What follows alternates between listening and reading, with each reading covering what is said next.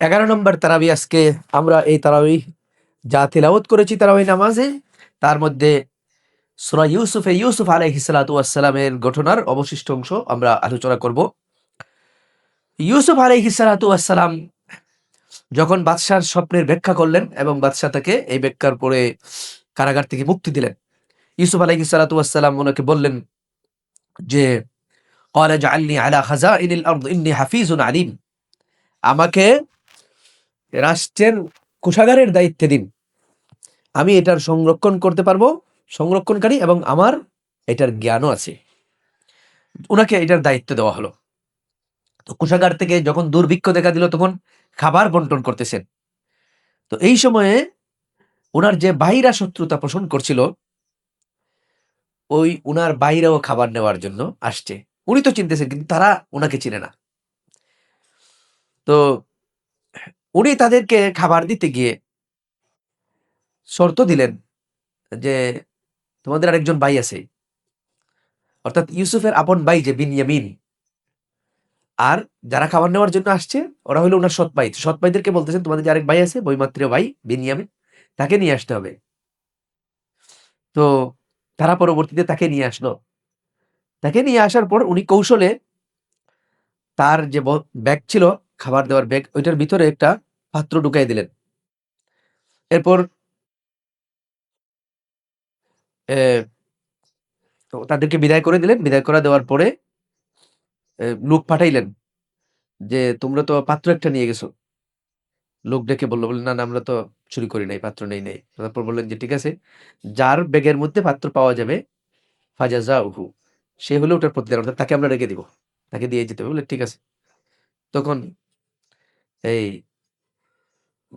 খুঁজে বিনয়ামিনের ব্যাগের মধ্যে পাত্রটা পাওয়া গেল এবং বিনয়ামিনকে এই কৌশলে ইউসুফ আলাইহিস সালাতু ওয়াস সালাম নিজের মধ্যে রেখে দিলেন। এরপরে অনেক লম্বা ঘটনা, আমি সংক্ষেপে বলতেছি। পরে যখন তারা উনার কাছে অনুনয় বিনয় করলো যে আমরা আমাদের বৃদ্ধ বাবা আমরা যদি একে রেখে যাই, ইতিপূর্বেও তারা আলোচনা করলো। তাদের বড় যে সে বলল যে বাবার কাছে গিয়ে আমরা কি বলবো, ইতিপূর্বে আমরা ইউসুফের সাথে এরকম আচরণ করেছি, ইউসুফকে আমরা হারিয়েছি, অনেক কথা বললো। যাই হোক, ইউসুফ আলাইহিস সালাতু ওয়াস সালাম তাদেরকে উনার নিজের জামা দিলেন, জামা দিয়ে বললেন যে এটা নিয়ে তোমার বাবার চেহারার উপরে তোমরা ফেলবা, উনি চক্ষু ফিরে পাবেন। উনি কাঁদতে কাঁদতে বৃদ্ধ হয়ে গেছেন, তো চক্ষু চলে গেছে। তো ওনার জামা কাপড় নিয়ে বাবার চেহারার উপর ফেলছে, তারপরে বলছেন ওনার চক্ষু ফিরে আসছে এবং উনি ইউসুফ আলাইহিস সালাতু ওয়াস সালামের কাছে আসছেন। তাদেরকে পাঠাইছেন উনি বাবাকে নিয়ে আসার জন্য, ইউসুফ আলাইহিস সালাতু ওয়াস সালাম। তো বাবাকে ওনারা নিয়ে আসলো। এটা হলো সংক্ষিপ্ত ঘটনা, আর আমি আয়াত থেকে তিলাওয়াত করতেছি। বাবাকে নিয়ে আসার পর তো ওনাদের সাক্ষাৎ হলো। ভাইরা বাবার কাছেও মাফ চাইলো, ওনার কাছেও মাফ চাইলো। উনি বললেন ঠিক আছে, আমি মাফ করে দেব। এত বড় ঘটনা উনার সাথে করছে। বাবার থেকে বছরের পর বছর বাবাকেও কাঁদাইছে, ছেলেকেও গোলাম বানাইছে। কূপের মধ্যে ফেলে দিল ইউসুফ আলাইহিস সালাতু ওয়াস সালামকে। তারপরে উনি কূপ থেকে উঠলেন, আরেকজন কিনে নিয়ে গেল, গোলাম বানাইলো। এরপরে জেলের মধ্যে থাকলেন। এই যে ভাইদের কারণে এত কষ্টের শিকার হইলেন, বাবাও এত কষ্ট করলেন, কিন্তু উনিও বলতেছেন আমি আল্লাহর কাছে সাআস্তাগফিরু লাকুম রাব্বি, আমিও আল্লাহর কাছে মাফ চাইবো। ছেলেরা যখন মাফ চাইলো উনি মাফ করে দিলেন। কত মহান, কত মহান উদার হইলে পরে আল্লাহর নবী হওয়া যায়, এবং আল্লাহর নবীরা কত উদার ছিলেন, আমাদের জন্য এটা শিক্ষা। আমরা তো সামান্য কষ্ট করলে মানুষকে মাফ করে দিই না, সামান্য কষ্ট পাই, কিন্তু উনি মাফ করে দিছেন। এত বছর ছেলেকে কষ্ট দিছে, ইউসুফ আলাইহিস সালামও মাফ করে দিছেন, বাবাও এই জালিম ছেলেদেরকে মাফ করে দিছেন। তো আল্লাহ রাব্বুল আলামিন এখানে বলতেছেন নুসিবু বিরাহমাতিনা মান নাশাউ ওয়া লা নুদিউ আজরাল মুহসিনিন, আমি যাকে চাই তাকে আমি আমার রহমত দেই। ওয়ালা নুদিউ আজরাল মুহসিনিন, আর সৎকর্মশীলদের সৎকর্ম আমি বিনাশ করি না। মানুষ যদি সবর করে, মানুষ যদি আল্লাহকে ডাকে, ইউসুফ আলাইহিস সালাতু ওয়াস সালাম এবং উনার বাবা যেভাবে বিপদে পড়ে তারা সবর করেছেন, আমরা যদি বিপদে পড়ে এইভাবে সবর করি, এর বিনিময়ে আমি একদিন পাবো। হয়তো ইউসুফ আলাইহিস সালাতু ওয়াস সালামের বাবার মতো 40 বছর সময় লাগতে পারে, কিন্তু ধৈর্যের সাথে ফাসাবরুন জামিল ওয়াল্লাহুল মুস্তাআন, আমি যদি বলি যে আমি সবর করলাম, আর ইন্নামা আশকু বাথি ওয়া হুজনি ইলাল্লাহ, আমি আমার চিন্তা সবকিছু, সব ব্যাপার আমি আল্লাহর কাছে ছেড়ে দিলাম। এইভাবে যদি এই কথা বলে আপনি ধৈর্য ধরেন, একদিন তার বিনিময়ে পাবেন। এই সবরের বিনিময়ে আপনি একদিন পাবেন। ওয়ালা আজরুল আখিরাতি খায়রুল লিল্লাযিনা আমানু ওয়া কানু ইয়াত্তাকুন। দুনিয়াতে তো বিনিময় পাবোই। কিন্তু আল্লাহ বলতেছেন আখিরাতের বিনিময়টা হইলো উত্তম, যারা মুত্তাকি তাদের জন্য। দুনিয়া কিছু না। প্রকৃত জীবন হলো আখিরাতের জীবন। আখিরাতে আল্লাহ তাআলা আমাদেরকে যদি মাফ করে দেন, জান্নাত দেন, আল্লাহ খুশি হয়ে যান আমাদের উপর, তাহলে এটাই হলো সবচেয়ে উত্তম পাওয়া। এর থেকে বড় পাওয়া আর নাই। ফালাম্মা জাহ্হাযাহুম বিজাহাযিহিম জাআলা السقاية في رحل أخيه ثم أذن مؤذن أيتها العير إنكم لسارقون। এই আয়াতের ঘটনা একটু আগে বলছি যে উনার ভাইয়ের প্যাকেটের মধ্যে, বস্তার মধ্যে একজন কি করেছিল, একটা পাত্র রেখে দিয়েছিল। তারপর তাদেরকে বলা হলো যে তোমরা তো পাথর চুরি করে নিয়ে গেছো। এরপর দেখা গেল এই চুক্তিতে আসা হলো যে যার পাত্রের মধ্যে, যার বস্তার মধ্যে পাত্র পাওয়া যাবে তাকে আমরা রেখে দিব। তো এটা ছিল একটা কৌশল। জালিমদের বিপরীতে উনি কৌশল করছিলেন নিজের ভাইকে রাখার জন্য। এরপর ইউসুফ আলাইহিস সালাতু ওয়াস সালামের বাবার কথা আসছে, যে আয়াত আমি একটু আগে আপনাদেরকে বললাম। ক্বালা বাল সাওয়ালাত লাকুম আনফুসুকুম আমরা ফাসাবরুন জামিল আসাল্লাহু আন ইয়াতিয়ানি বিহিম জামিআ ইন্নাহু হুয়াল আলিমুল হাকিম। এটা উনি যে সবর করেছিলেন, সবরের বর্ণনা। ওয়া তাওয়াল্লা আনহুম, তিনি তাদের থেকে মুখ ফিরিয়ে নিলেন। ওয়া ক্বালা ইয়া আসাফা আলা ইউসুফ ওয়া বিয়াদ্দাত আইনাহু মিনাল হুজনি ওয়া হুয়া কাযিম। ইউসুফের জন্য চিন্তা করতে করতে, ইয়া আসাফা আলা ইউসুফ, হা হা, ইউসুফের জন্য আফসোস আফসোস, হায় হায়। বাবা আফসোস করতেছেন ছেলে হারিয়ে। আর বলতেছেন ওয়া বিয়াদ্দাত আইনাহু মিনাল হুজন, দুশ্চিন্তায় উনার চক্ষু সাদা হয়ে গেছে। قالوا تالله تفتأ تذكر يوسف حتى تكون حرضا أو تكون من الهالكين قال إنما أشكو بثي وحزني إلى الله। তো বলতেছেন যে আমার দুশ্চিন্তা আমি আল্লাহর কাছে ছেড়ে দিলাম। আল্লাহু আ'লামু মা লা তা'লামুন, আমি আল্লাহর পক্ষ থেকে যা জানি তোমরা তা জানো না। উনি জানতেন, এটা নবী হিসেবে আল্লাহ উনাকে জানিয়ে দিয়েছিলেন। উনি বুঝতে পারছিলেন যে আল্লাহ উনাকে পরীক্ষা নিচ্ছেন। এরপর উনার সাথে উনার ভাইরা পরিচয় হয়। যখন উনার ভাইকে উনি আটকিয়ে ফেললেন, তারা তখন সন্দেহের মধ্যে পড়ে যায়। বলে ক্বালা আইন্নাকা লা আনতা ইউসুফ ক্বালা আনা ইউসুফ ওয়া হাযা আখি। ঈসা আলাইহিস সালাতু ওয়াস সালাম তখন ভাইকে আটকায় রাখার পরে উনার পরিচয় প্রকাশ করেছিলেন। হুম। তখন তারা স্বীকার করে, ক্বালু তাল্লাহি লাকাদ আথারাকাল্লাহু আলাইনা ওয়া ইন কুন্না লাখাতিঈন। উনার কাছে তখন পরিচয় স্বীকার করে। স্বীকার স্বীকার করার পরে তারা তখন নিজের দোষের কথা স্বীকার করে যে আল্লাহর কসম, লাকাদ আসারাকাল্লাহু আলাইনা, আল্লাহ তোমাকে আমাদের উপর অগ্রাধিকার দিয়েছেন। তোমাকে আল্লাহ তাআলা নবী বানিয়েছেন। তুমি আল্লাহওয়ালা। আমরা ওয়াই কুন্না লাখাতিন, আমরা পাপিষ্ট। এখন নিজের কথা, পাপের কথা স্বীকার করছে। ইউসুফ আলাইহিস সালাতু ওয়াস সালাম এই কথা শোনার পরে বললেন, লা তাসরিবা আলাইকুমুল ইয়াউম ইয়াগফিরুল্লাহু লাকুম ওয়া হুয়া আরহামুর রাহিম। ঠিক আছে, তোমাদের উপর আজকে কোনো বাড়াবাড়ি নেই। আমি কোনো প্রতিশোধ তোমাদের উপর নেব না, কোনো প্রতিশোধ নেওয়া হবে না। আল্লাহ হইলেন আল ইয়াউম ইয়াগফিরুল্লাহু লাকুম, আল্লাহ তোমাদেরকে মাফ করে দিবেন। কত উদার। ওয়া হুয়া আরহামুর রাহিমিন, তিনি হইলেন আরহামুর রাহিমিন। ইযহাবু বিকামিসি হাযা ফাআলকুহু আলা ওয়াজহি আবি ইয়াতি বাসীরা ওয়াতুনি বিআহলিকুম আজমাইন। যাও, আমার এই পোশাকটা নিয়ে যাও এবং তোমাদের বাবার, আমার বাবার চেহারার উপর এটা ফেলে দিও। ইয়াতি বাসীরা, তিনি তখন চক্ষু ফিরে পাবেন। অন্ধ হয়ে গেছেন তো, কাঁদতে কাঁদতে বয়স হয়ে গেছে। ওয়াতুনি বিআহলিকুম আজমাইন, এরপর তোমরা পুরা পরিবারকে তোমরা আমার কাছে নিয়ে আসিও। এদিকে ইউসুফ আলাইহিস সালাতু ওয়াস সালামের বাবা বললেন, ওয়ালাম্মা ফাসালাতিল ঈরু ক্বালা আবুহুম ইন্নী লা আজিদু রিহা ইউসুফা লাউলা আন তুফান্নিদুন। যখন সংবাদ বাহক সংবাদ নিয়ে আসতেছে, উনি বলেন লা আজিদু রিহা ইউসুফ, আমি ইউসুফের ঘ্রাণ পাইতেছি। আর তারা উনাকে বলতেছে, আমরা দেখতেছি তো আপনি বিভ্রান্তির মধ্যে আছেন। ক্বালু তাল্লাহি ইন্নাকা লাফি দালালিকাল কাদিম। পাগলামি করতেছে এরকম বলল আর কি, যে কি যে বলতেছে, উনি নাকি ইউসুফের ঘ্রাণ পাইতেছে। فلما أن جاء البشير ألقاه على وجهه فارتد بصيرا قال ألم أقل لكم إني أعلم من الله ما لا تعلمون। যখন সুসংবাদকারী ওনার ইউসুফ আলাইহিস সালাতু ওয়াস সালামের পোশাক নিয়ে আসলো, তখন উনি বললেন, আমি বলছি না তোমাদেরকে। পোশাক আইনা উনার চেহারার উপর ফেলার পরে উনার চক্ষু চলে আসছে, উনি এখন দেখতে পারেন। এবং উনি বললেন, আমি তোমাদেরকে বলছি না, আমি আল্লাহর পক্ষ থেকে যা জানি এটা তোমরা জানো না। আমাকে আল্লাহ জানিয়েছেন ইউসুফকে আমি একদিন পাবো। قالوا يا أبانا استغفر لنا ذنوبنا إنا كنا خاطئين। তখন তারা বলল, ওই যারা ইউসুফ আলাইহিস সালাতু ওয়াস সালামকে কষ্ট দিয়েছিল, তারা বলল যে আমরা পাপ করেছি, আব্বা আমাদেরকে মাফ করে দিন। قال سوف أستغفر لكم ربي إنه هو الغفور الرحيم। তখন তিনিও বললেন, ঠিক আছে, আমি তোমাদের জন্য আল্লাহর কাছে ক্ষমা চাইবো, নিশ্চয়ই আল্লাহ ক্ষমাশীল এবং রাহিম। কত বড় উদার ছিলেন, এদেরকে তিনি মাফ করে দিলেন। এরপর আল্লাহ রাব্বুল আলামিন বলতেছেন, ওয়া মা আকসারুন নাসি ওয়ালাউ হারাসতা বিমুমিনিন। অধিকাংশ মানুষই ঈমান আনবে না, যদিও তুমি চাও, হে নবী তুমি চাও যে তারা ঈমানদার হয়ে যাক। এটাই দুনিয়ার নিয়ম। বেশিরভাগ মানুষ জাহান্নামী হবে, বেশিরভাগ মানুষ দাওয়াত শুনবে না। এখানে ২ টা শিক্ষা। একটা হলো আমরা যারা হেদায়েত পেয়েছি, মুসলমান হতে পেরেছি, আমরা যারা নামাজ পড়ি, আমরা যারা তাকওয়া অবলম্বন করি, দিন মেনে চলি, নামাজ পড়ি, রোজা রাখি এবং আল্লাহর যাবতীয় হুকুম আহকাম মেনে চলি, আমরা সৌভাগ্যবান। যে অধিকাংশ মানুষ যে দুনিয়াতে ঈমান আনবে না, সেই অধিকাংশ মানুষের অন্তর্ভুক্ত আল্লাহ না করে আমাদেরকে আল্লাহ তাআলা ঈমানদার বানিয়েছেন, দৌলতে ঈমান দান করেছেন। এটা আল্লাহর কত বড় শুকরিয়া! যে আল্লাহর নবী চাইলেও তাদেরকে হেদায়েত দিতে পারবেন না, এই কথা আল্লাহ তাআলা বলছেন। অথচ আল্লাহ রাব্বুল আলামিনের কাছে আমরা না চাইতেই আমাদেরকে মুসলমান বানিয়ে জন্ম দিয়েছেন। ইয়া রাব্বি লাকাল হামদু কামা ইয়ানবাগি লিজালালি ওয়াজহিকা ওয়া আযীমি সুলতানিক। কিয়ামতের দিন আমরা এটা বুঝতে পারবো, যখন কাফেররা দুনিয়াতে আবার ফেরত আসতে চাইবে কিন্তু তাদেরকে ফেরত আসার সুযোগ দেওয়া হবে না। তখন বুঝতে পারবো ঈমানদার হওয়া কত সৌভাগ্যের বিষয় ছিল। আর আজকে আমরা ঈমানের দৌলত, ঈমান পাওয়ার পরে, ঈমানদারের ঘরে জন্ম নেওয়ার পরেও এটার মূল্যায়ন করতেছি না, কদর করতেছি না। নামাজ পড়ি না, রোজা রাখি না, হজ যাকাতের খবর নাই। আর আমরা আল্লাহর হুকুম আহকাম না মেনে নফসের দোকায় পড়ে, শয়তানের দোকায় পড়ে আল্লাহদ্রোহী আইনে আমরা জীবন, আমাদের রাষ্ট্র, আমাদের সমাজ আমরা পরিচালনা করছি। এজন্য আমরা আফসোস করব যে অল্প সংখ্যক মানুষ যারা ঈমানদার, যারা জান্নাতি, তাদের অন্তর্ভুক্ত করেছিলাম তোমাদেরকে। অধিকাংশ মানুষ যে দুনিয়াতে জাহান্নামী, সেখানে তোমাদেরকে আমি অল্প সংখ্যক মানুষের অন্তর্ভুক্ত করে তোমাদেরকে ঈমানদার বানিয়েছি। কিন্তু তোমরা এই ঈমানের কদর করো নাই, ঈমানের মূল্যায়ন করো নাই। ওমা কাদারুল্লাহ হাক্কা কাদরিহি। তো এইজন্য আমাদেরকে আফসোস করতে হবে। তাই সময় থাকতে তওবা করে ঈমানদার হওয়ার জন্য আল্লাহ শুকরিয়া আদায় করে ঈমানের উপর, ইসলামের উপর চলতে হবে। আল্লাহর যাবতীয় হুকুম আহকাম, কাবিলতু জামিআ আহকামিহি ওয়া আরকানি, জীবনের সকল ক্ষেত্রে সর্বোচ্চ চেষ্টা করতে হবে আমি যেন আল্লাহর হুকুম মেনে চলি, আল্লাহর হুকুমের বাইরে যেন আমি না যাই।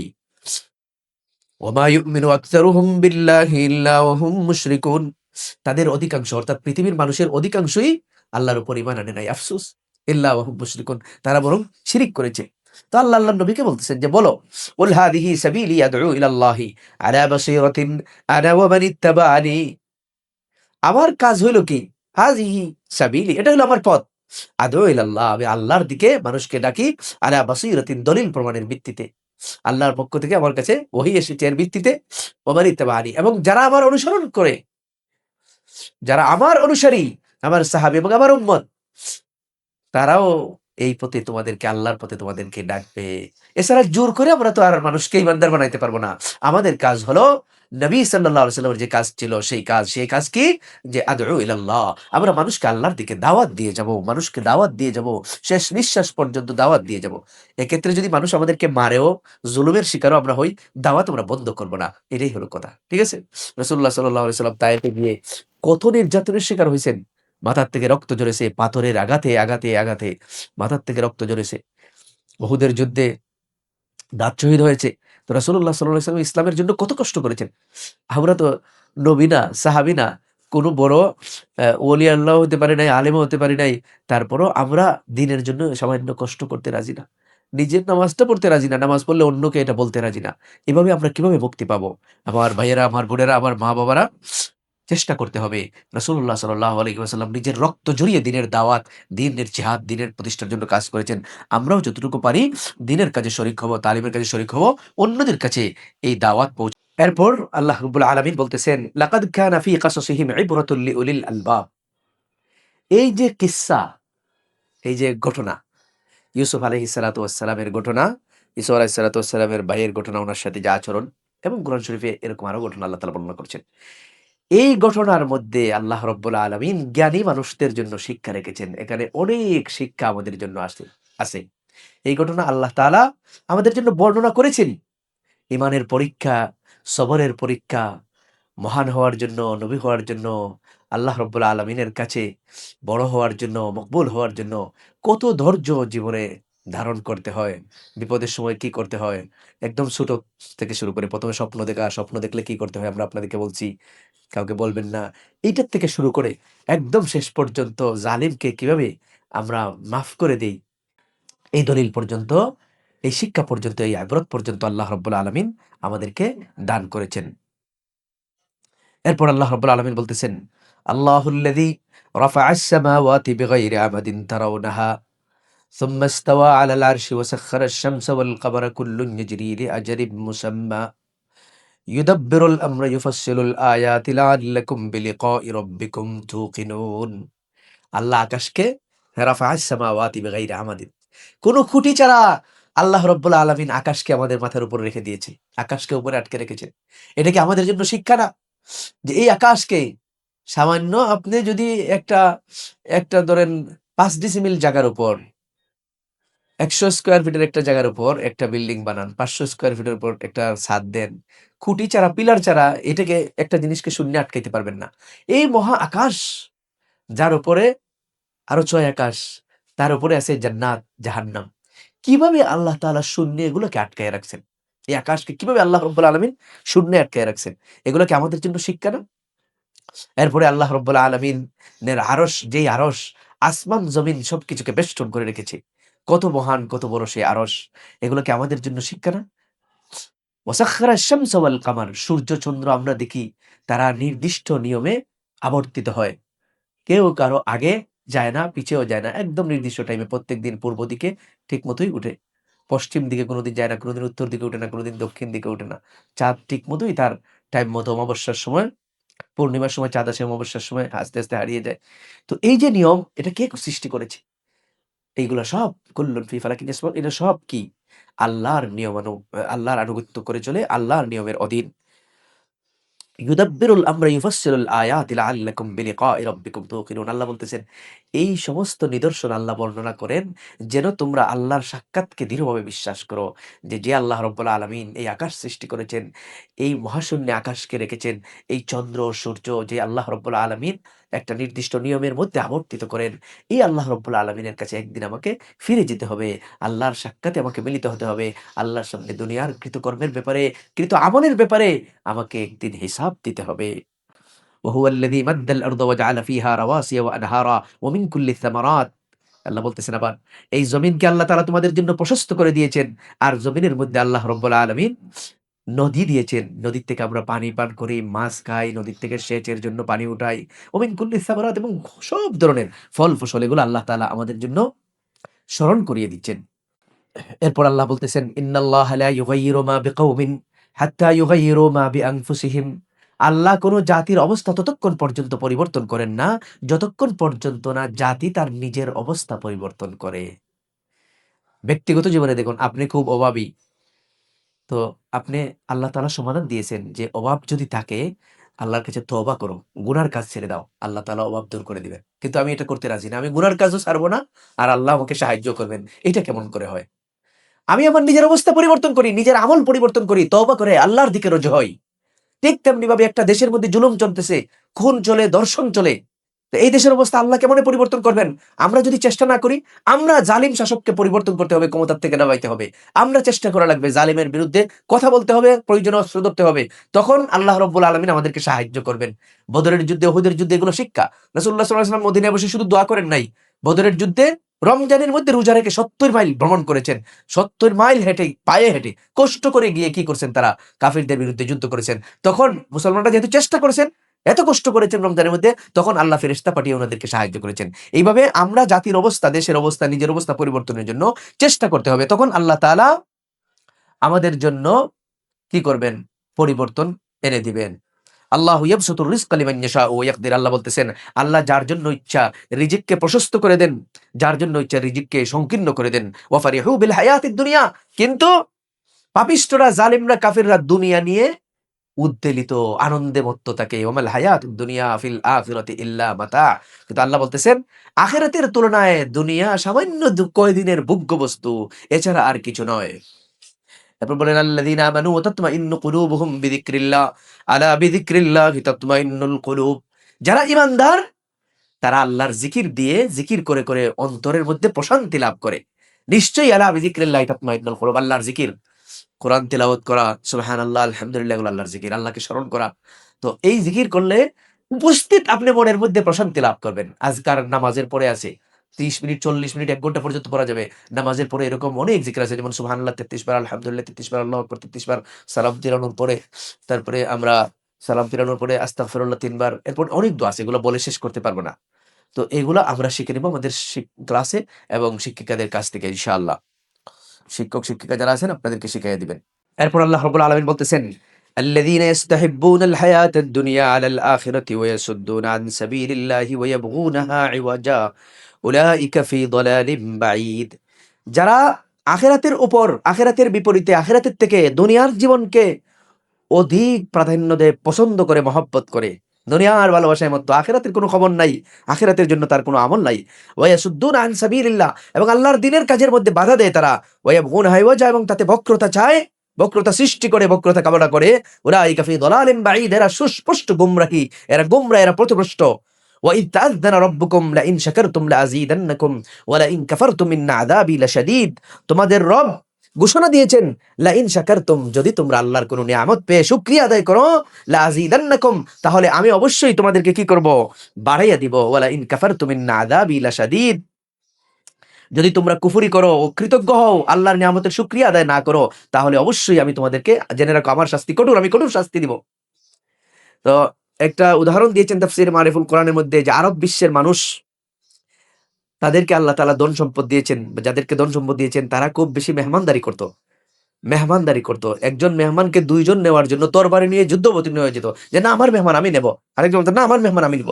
এই যে মেহমানদারি করেছে, এটা আল্লাহর দেওয়ার নিয়ামতের প্রতি শুকরিয়ার বহিঃপ্রকাশ। যে আল্লাহ নিয়ামত দিয়েছেন, আপনাকে রিজিক দিয়েছেন, মেহমানকে আপনি খাওয়ান, এটাও শুকরিয়া। আলহামদুলিল্লাহ বলা শুকরিয়া। আমাকে যে সুস্থতা দিয়েছেন আল্লাহ তাআলা, শুকরিয়া। পৃথিবীর কত মানুষের চোখ নাই, আমাকে যে দুইটা চোখ আল্লাহ তাআলা দিয়েছেন, শুকরিয়া। আমি মনে করি আমি অভাবী, কিভাবে অভাবী? আমার যেটুকু আছে এইটুকু তো দুনিয়ার বড় অনেক মানুষের নাই। যে কথা বলতে পারে না, আমি তো কথা বলতে পারি। যে কথা বলতে পারে না সে তো বড় অভাবী। যে কানে শুনে না, অন্ধ বোবা বধির, সে কতই না কষ্টের মধ্যে আছে। আমাকে তো এতটুকু আল্লাহ তাআলা দান করেছেন। যে পাগল, যার মাথায় কাজ করে না, আমার ব্রেনে কাজ করে, মাথায় ঠিক মতো কাজ করে, আমি কেমন করে অভাবী? নিচের দিকে তাকান, উনজুরু ইলা মান আসফালা মিনকুম ওয়া লা তানজুরু ইলা মান ফাওকাকুম। নিচের দিকে তাকান, অর্থাৎ আপনার থেকে খারাপ অবস্থায় কত মানুষ আছে। আপনি ৩ বেলা খাইতে পারেন, এই পৃথিবীর কত মানুষ আছে তার ভিক্ষা করে চলে, ৩ বেলা পেট পুরে খাইতে পারে না। আমাকে ভাত দাও, খাবার দাও, আমি খাই নাই, খাই নাই, এইভাবে বলে মানুষের বাড়িতে বাড়িতে, বাসায় বাসায় গিয়ে দরজায় দরজায় করে না রে। আপনাকে তো এরকম ফকির, নিঃস্ব ফকির আল্লাহ তাআলা বানান নাই, আপনার ঘরে খাবার আছে। এটা যদি আপনি চিন্তা করেন তাহলে শান্তি পাবেন, ফকিরের কথা যদি আপনি চিন্তা করেন। আর যদি আপনার ঘর আছে, বাড়ি আছে, যদি চিন্তা করেন আরে আমার ঘর এটা টিন শেড, অথবা আমার একতলা বিল্ডিং, আরেকজনের ৫ তলা আছে, আরে যে লন্ডনে থাকে সে কত আরামের মধ্যে থাকে, যে আমেরিকায় থাকে সে আরো কত আরামে থাকে। এভাবে উপরের দিকে তাকাইলে আপনি কোনোদিন শান্তি পাবেন না। যেটুক নিয়ামত আল্লাহ তাআলা দিয়েছেন, এটুকের শুকরিয়া আদায় করুন, যে আলহামদুলিল্লাহ, আল্লাহ যে অবস্থায় রাখছেন, আমি সুস্থ আছি এই জন্য আলহামদুলিল্লাহ, আমি আজকে খাবার খেতে পেরেছি আলহামদুলিল্লাহ, আমি নিঃশ্বাস নিতে পেরেছি। পৃথিবীতে এই মুহূর্তে কত মানুষ হসপিটালে আছে, অক্সিজেন লাগানো তাদের নাকের মধ্যে, তারা সুস্থভাবে অক্সিজেন নিতে পারে না, শ্বাস নিতে পারে না, প্রশ্বাস নিতে পারে না। তো আমি তাদের থেকে কত ভালো আছি, এই জন্য আমি শুকরিয়া আদায় করি। এইভাবে যখন শুকরিয়া আদায় করবেন, লা আযীদান্নাকুম, তখন আল্লাহ আপনাকে আরো বাড়িয়ে দিবেন। আর যদি অকৃতজ্ঞ হন, আল্লাহর প্রতি অকৃতজ্ঞ, খালি অভিযোগ, শুধু অভিযোগ অভিযোগ, যে আমার এটা হলো না, ওইটা হলো না, আল্লাহ আমাকে দেখেন না, আল্লাহ আমাকে বিপদে ফেলে দিলেন, অমুক মানুষ কত সমস্যার মধ্যে পাপ করে, তারপরে তাদের কত সম্পত্তি হয়ে যায়, এইটা হয়ে যায়, ওইটা হয়ে যায়। যদি খালি অভিযোগ করেন আল্লাহর বিরুদ্ধে, তাইলে আপনি শান্তি পাবেন না, আল্লাহ রাব্বুল আলামিনের শাস্তির মধ্যে, রাগের মধ্যে পড়ে যাবেন। এরপর আল্লাহ বলছেন, আমাদেরকে সতর্ক করছেন, আমরা শয়তানের দোকায় পড়ে নামাজ ছেড়ে দেই, শয়তানের দোকায় পড়ে তালিম ছেড়ে দেই। দুনিয়ার সব কাজে সময় আছে, শুক্রবারে ১ ঘন্টা সময় দিবেন সপ্তাহে, এইখানে দেখে গেল না এই কাজ ওই কাজ, ফ্যামিলির উসিলায়, বাচ্চার উসিলায়, কাজের উসিলায় আপনি বাদ দিয়ে দিলেন। শয়তান আপনাকে ধোঁকা দিচ্ছে। তো শয়তান কিয়ামতের দিন আপনাকে বলবে, ওয়াকালা আশ-শাইতানু লাম্মা কুদিয়াল আমরু ইন্নাল্লাহা ওয়া'আদাকুম ওয়া'দাল হাক্কি ওয়া ওয়া'আদতুকুম ফাআখলাফতুম। শয়তান বলবে যে, যখন বিচার ফয়সালা হয়ে যাবে কিয়ামতের দিন, তখন শয়তান বলবে, আসলে আল্লাহর ওয়াদা সত্য ছিল। আল্লাহ তোমাদেরকে যতগুলো ওয়াদা দিয়েছিলেন, আখিরাতের ওয়াদা, জান্নাতের ওয়াদা, জাহান্নাম থেকে মুক্তির ওয়াদা, আল্লাহর মাগফিরাতের ওয়াদা, এগুলো সত্য ছিল, আমলের বিনিময়ে আল্লাহ দিবেন। কিন্তু আমি তোমাদেরকে যে ওয়াদা দিয়েছিলাম, এটা ভুল, মিথ্যা ওয়াদা ছিল, ফাআখলাফতুকুম, আমি ওয়াদা খেলাফ করলাম। শয়তান আমাদেরকে বহু ওয়াদা দেয়, শয়তান আমাদেরকে সাহায্য করবে, নানা ধরনের প্ররোচনা দেয়। নামাজ না পড়লে, বা এই মুহূর্তে মনে করেন আপনি একজন ব্যবসায়ী, আপনি একজন অফিসার, যদি দোকান বন্ধ না করে, অফিস বন্ধ না করে, কাজ বন্ধ না করে আপনি নামাজে যান, কান বন্ধ কাজ বন্ধ করে নামাজে যদি না যান, তাইলে শয়তান আপনার মনের মধ্যে নানা ধরনের কি আনবে, ওয়াসওয়াসা আনবে, যে এই কাজটা শেষ হয়ে যাবে, এই কাজটা শেষ হয়ে যাবে, এই কাজটা করে ফেলি, এই কাজটা যদি আরো ৫ মিনিট করে ফেলি, আচ্ছা নামাজ পড়ে পড়বো না। এই যে শয়তানের ওয়াসওয়াসা, শয়তানের ধোঁকা, নামাজ পড়ে ফেলবো না, এই কাজটা করে ফেললে মোটামুটি শান্তি হয়ে যাব, তারপরে নামাজ শান্তি মনে পড়তে পারবো মোটামুটি। এই যে শয়তান ধোঁকা দিয়েছে, শয়তান আপনাকে ধোঁকায় ফেলে দিয়েছে, এই কথা শয়তান কিয়ামতের দিন স্বীকার করবে, যে আসলে আমি যে ওয়াদা দিছিলাম, এগুলো ছিল, সব ছিল তোমাদের জন্য ধোঁকা, আল্লাহর ওয়াদাই ছিল তোমাদের জন্য সত্য। আল্লাহ বলতেছেন, ওয়ানদিরিন নাসা ইয়াওমা ইয়াতিয়াহুমুল আযাব, মানুষকে তুমি ভয় দেখাও, সতর্ক করো মানুষকে সেই দিন, কিয়ামতের দিন, যেদিন তাদের উপর আযাব আসবে। ফায়াকুলুল লাযিনা যালামু, তখন জালেমরা বলবে, রব্বানা আখিরনা ইলা আজালিন করিব, আল্লাহ আমাদেরকে আরেকটু সময় দেন, সামান্য সময় আমাদেরকে দেন আবার দুনিয়াতে। ফারজি'না না'মাল সালিহা, দুনিয়াতে আমাদেরকে ফেরত পাঠান, আমরা আমলে সালেহা করব। নুজিব দাওয়াতাকা, আপনার ডাকে আমরা সাড়া দিব। ওয়ানাত্তাবি'র রাসূল, আমরা রাসূলের অনুসরণ করব, আবার আমাদেরকে দুনিয়াতে পাঠান। আওয়ালাম তাকুনু আকসামতু, তখন আল্লাহর পক্ষ থেকে বলা হবে, তোমরা কি কসম করে বলতে না, মা আলাইকুম মিন জাওয়াল, যে না না না ওইগুলো ঠিক নাই, আখিরাত বলতে কিচ্ছু নাই, তোমরা তো এগুলো বলতে যে আখিরাত বলতে কিচ্ছু নাই, আল্লাহর কাছে যেতে হবে না, আল্লাহর সাক্ষাৎ আমরা মৃত্যুর পরে আর লাভ করব না, তোমরা তো কসম করে এগুলো বলতে, যে নবী রাসূল যে দাওয়াত দিচ্ছেন, আল্লাহর দাওয়াত, পরকালের দাওয়াত, আখিরাতের জীবনের দাওয়াত, এটা তো তোমরা কসম করে বলতে যে না, পরকাল বলতে কিচ্ছু নাই, আখিরাত বলতে কিচ্ছু নাই, আল্লাহ বলতে কিচ্ছু নাই, এগুলো তোমরা অস্বীকার করতে। হুম। এরপর আল্লাহ কঠিন একটা শাস্তির অবস্থা বর্ণনা করতেছেন। ওয়াতারাল মুজরিমিনা ইয়াওমাইযিম মুকাররারিনা ফিল আসফাদ সারাবিলুহুম মিন কাতিরানিন ওয়া তাগশা উজুহাহুমুন নার। আল্লাহ বলতেছেন, পাপীদেরকে সেদিন শিকল দিয়ে বেঁধে রাখা হবে। তুমি তাদেরকে শিকলে আবদ্ধ দেখতে পাবে। সারাবিলুহুম মিন কাতিরান, তাদেরকে আলকাতরার পোশাক পরানো হবে, গরম আলকাতরার পোশাক। মানুষ কল্পনা করতে পারে না কিভাবে তাকে গরম আলকাতরার পোশাক দেওয়া হবে, আর এটা সে পরবে। ওয়া তাগশা উজুহাহুমুন নার, আর তার চেহারার মধ্যে আগুন লাগিয়ে দেওয়া হবে। অন্য জায়গায় বলা হয়েছে ইউসাব্বু মিন ফাওকি রুউসিহিমুল হামিম, তার মাথার উপর গরম পানি ডালা হবে। ইউসহারু মা ফি বুতুনিহিম ওয়াল জুলুদ, এই গরম পানি মাথা ফোড় হয়ে পেটের ভিতরে যাবে, এবং পেটের ভিতরে নাড়ি-বুড়ি যা কিছু আছে সবকিছুকে গলিয়ে দিবে। কুল্লামা নাদিজাত জুলুদুহুম বাদদালনাহুম জুলুদান গায়রাহা লিয়াযুকু আযাব, যখন তার চামড়া আলকাতরায় আগুনে পুড়ে ফেলবে, তখন নতুন আরেকটা চামড়া দেওয়া হবে। একটা চামড়া পুড়ে গেলে আরেকটা চামড়া পুড়ে গেলে আরেকটা চামড়া, যেন আযাবের স্বাদ নিতে পারে। এইভাবে শাস্তি চলতে থাকবে। কোনো মানুষ কল্পনা করতে পারে না সে আলকাতরার পোশাক পরবে, মানুষ কল্পনা করতে পারে না আগুন তার চামড়া পোড়াবে, আবার নতুন চামড়া দিবেন ওইটা পোড়াবে, আবার নতুন চামড়া দিবেন ওইটা পোড়াবে। কোনো মানুষ কল্পনা করতে পারে না সে গরম পানি মাথার উপর দিয়ে ঢালবে, গরম পানি মাথার উপর দিয়ে ঢালা হবে, আর এই গরম পানি তার পেটের ভিতরে গিয়ে সবকিছুকে জ্বালিয়ে পুড়িয়ে গলিয়ে দিবে। এটা মানুষ কল্পনা করতে পারে না। কেমন করে আমরা এই শাস্তি সহ্য করব? তাই আল্লাহর এই শাস্তি আসার আগে আগে তওবা করে আল্লাহর কাছে প্রত্যাবর্তন করতে হবে, আল্লাহর কাছে ওয়াদা দিতে হবে যে আল্লাহ, জীবনে যা করেছি সবকিছু আমরা ভুল করেছি, আল্লাহ আমাদেরকে মাফ করে দাও। আজকের থেকে ভালো মানুষ হয়ে আমরা জীবন যাপন করব। আজকের থেকে আর গুনার কাজ করব না, আজকের থেকে নামাজ ছাড়ব না, আজকের থেকে নিয়মিত কোরআন তালিম করব, কোরআনের তালিমে শরীক হব, তেলাওয়াত করব, কোরআন ছাড়ব না, আজকের থেকে আর মিথ্যা বলবো না, আজকের থেকে আর গীবত করব না, আজকের থেকে আর আমরা তাকওয়ার খেলাফ কোন ধরনের কোন গুনার কাজ আমরা করব না। আল্লাহ রাব্বুল আলামিন আমাদেরকে মরার আগে আগে আল্লাহ বলছেন, লা তামুতুন্না ইল্লা ওয়া আনতুম মুসলিমুন, তোমরা মুসলমান না হয়ে খবরদার মারা যাইও না, খবরদার মুসলমান না হয়ে কবরে আসিও না, অন্ধকার কবরের মধ্যে তোমরা আসিও না, আযাবের ঘর, শাস্তির ঘর, পোকামাকড়ের ঘর, সাপের ঘরে তোমরা আসিও না। তো আল্লাহ রাব্বুল আলামিন আমাদেরকে তওবা করার তৌফিক দান করুন, যেন আমরা আল্লাহ রাব্বুল আলামিনের খাঁটি বান্দা হয়ে এই রমজান মাসে আমরা যেন তওবা করে একটা নতুন জীবন শুরু করতে পারি, যেই জীবনে গুনাহ থাকবে না। এটা হলো ভাই আমাদের কাজ, আর এই গুনাহ না থাকার কারণে আল্লাহ আমাদেরকে সুখের শান্তির জিন্দেগি দান করবেন। জাযাকুমুল্লাহ।